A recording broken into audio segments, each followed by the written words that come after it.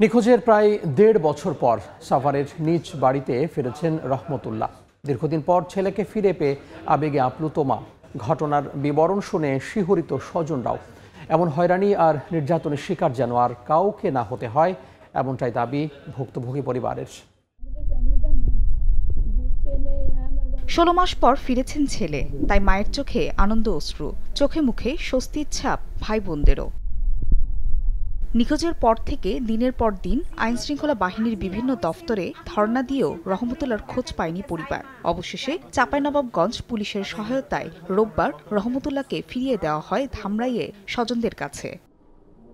দীর্ঘদিন বন্দি জীবনের পর মানসিকভাবে অনেকটাই বিপর্যস্ত রহমতুল্লাহ। জানান, চোখ বাঁধা অবস্থায় ৯ মাস একটি কক্ষে নির্যাতন চালানো হয়। পরে যশোরে বেনাপোল সীমান্ত দিয়ে ভারতে ঢুকিয়ে দেয় র্যাব পরিচয়ধারীরা।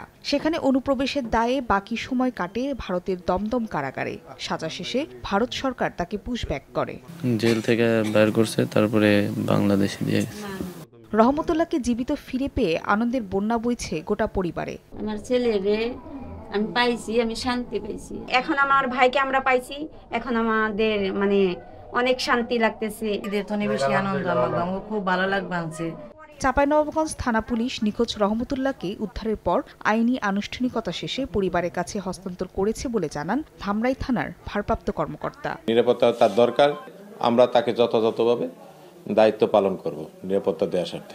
২০২৩ সালে ২৯ আগস্ট মধ্যরাতে ধামরাইয়ের বড়নালাই গ্রামের নিজ বাড়ি থেকে র্যাব পরিচয়ে সাদা পোশাকে তুলে নিয়ে যাওয়া হয় রহমতুল্লাহকে। সময় সংবাদ, সাভার।